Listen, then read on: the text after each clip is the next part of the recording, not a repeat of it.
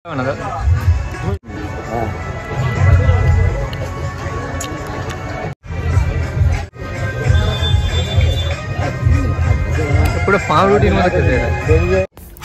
Guys, welcome back to our channel Antara থালি।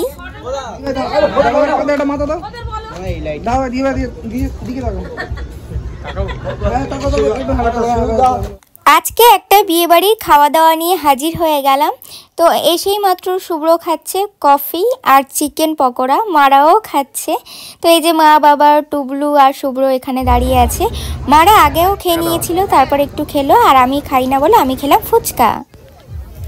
ফুচকাটা খেতে কিন্তু খুব ভালোই লাগছিল, কিন্তু অনেকটা রাত হয়ে গেছিলো বলে আমি 3টে না 4টে ফুচকা খেয়েছিলাম।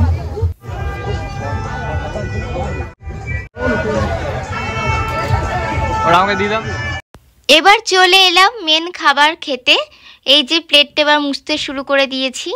হ্যাঁ, আমাকে দিন। আমাদের প্লেটে নান পড়ে গেছিল, আর ওদিকে মাদের সবে প্লেট দেওয়া হচ্ছিল।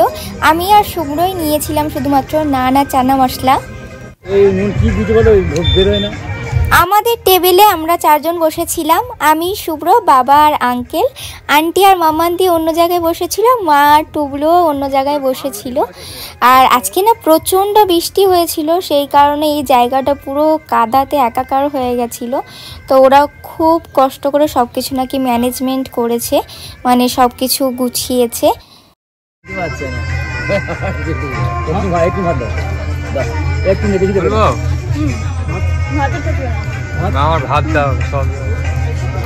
নরম তুলতুলে বেবি নানের সাথে কিন্তু পানির চানা মশলাটা জাস্ট দারুণ লাগছিল খেতে। কিন্তু এরা এত তাড়াতাড়ি খাবারগুলো সার্ভ করছিল একটার পর একটা, যে খাবার টাইমই দিচ্ছিল না। অল্প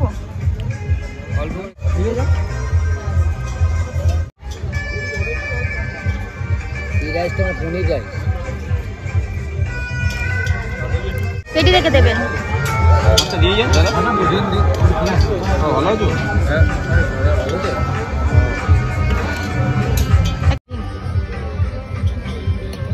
আমার প্লেটে প্রচুর খাবার জমে গেছে, তো চানা মশলা আর বেবি নানটাকে একটু সাইডে রেখে ভাত খেতে শুরু করে দিলাম। গরম গরম ভাতের উপর একটু পাতিলেবুর রস চিপে ডাল দিয়ে আর একটু আলু ঝুড়ি দিয়ে খেয়ে নিলাম, যেটা বাঙালির সব থেকে প্রিয় খাবার। খুব সুন্দর লাগছিল খাবারের কম্বোটা, খুব ভালো লেগেছে। মাছের মাথা দিয়ে ডালটা ছিল।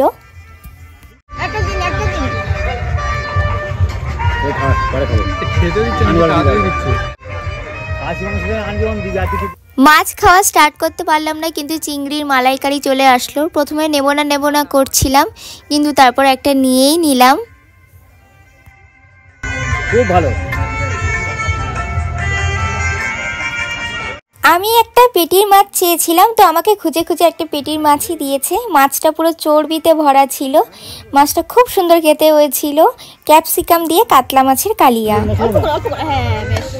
ভালো দিয়েছে। মাছ খাওয়া শুরু না করতে করতে একটু ফ্রাইড রাইস দিয়ে গেল। তো ফ্রাইড রাইসের সাথে ছিল মটন কষা আর চিকেন কষা। যারা মটন খাবে না চিকেন খাবে, বা যারা চিকেন খাবে না মটন খাবে। তো আমি দুটোই কিছুই খাবো না, সেই জন্য আমি খাবো একটু মাছ আর চিংড়ির মালাইকারি। এই ফ্রাইড রাইস দিয়ে আজকে আমি সব খাবার টেস্ট করবো।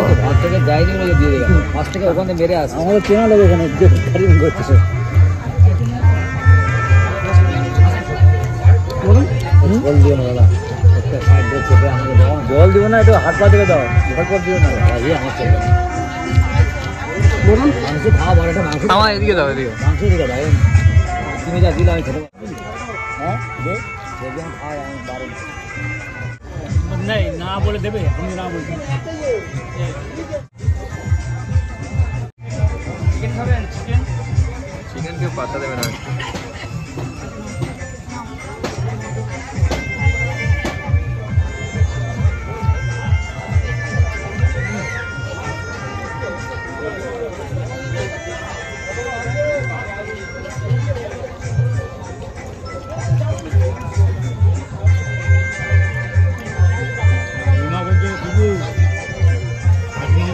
এবার শুভ্রর পাতে পড়ে গেল মাটন।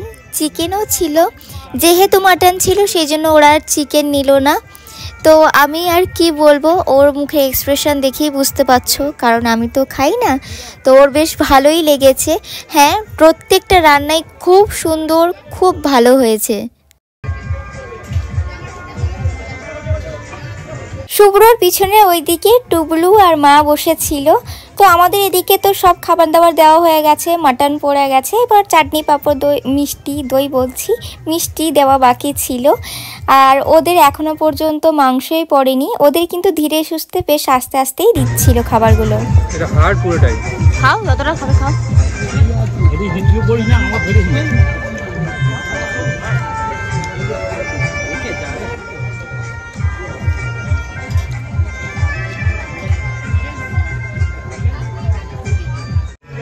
কি ক্যাপসিকাম মাছ, চিংড়িটা তো খাবে।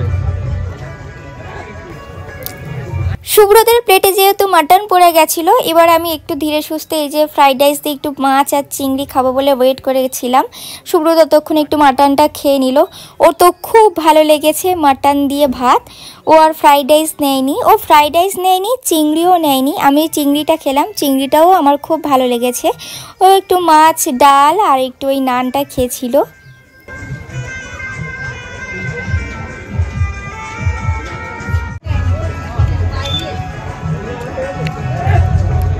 চিংড়ির খোলা ছাড়া হচ্ছে না, খেয়ে নিচ্ছে সবসময়।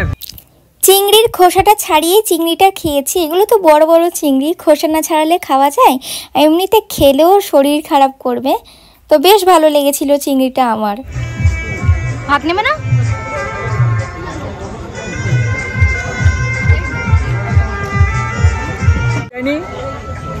এখন মাংসুরি যায়নি।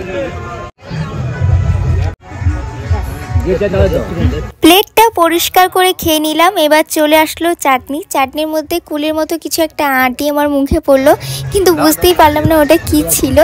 সাথে আমসত্ত্ব আর খেজুরও ছিল, খুব সুন্দর লেগেছিল চাটনিটা। সাথে পাঁপড় ভাজাও পড়ে গেছিলো, এই যে বাবা খেলো। সাথে তারপর পরপর মিষ্টিও চলে এসেছিলো, 3 রকম মিষ্টি করেছিল, রসগোল্লা, পান্তুয়া আর সন্দেশ। সন্দেশ শুভ্র আর বাবা খেলো, পান্তুয়াও নিল একটা শুভ্র।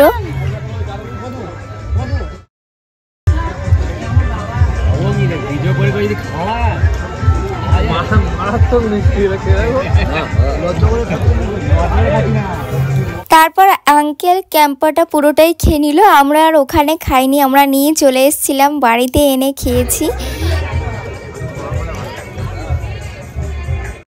আর এই যে মার সাথে টুবলু বসেছিল, টুবলুর খাওয়া হয়েই গেছে, মা লাস্টে চাটনি পাঁপড় আর মিষ্টিটা খাওয়া বাকি ছিল। মাদেরই একটু লেট করে আর ধীরে সুস্থে দিচ্ছিল খাবারগুলো। মাম্মান দি আর আন্টিরও খাওয়া হয়ে গেছে, তখন একটু দূরে বসেছিল বলে আর ভিডিও করা হয়নি। তো খাওয়া দাওয়া সবাই সেরে আমরা একটু দাঁড়িয়ে গল্প করছিলাম। তো খুব সুন্দর করে আজকে বিয়েবাড়ির খাওয়া দাওয়া আমরা শেষ করলাম।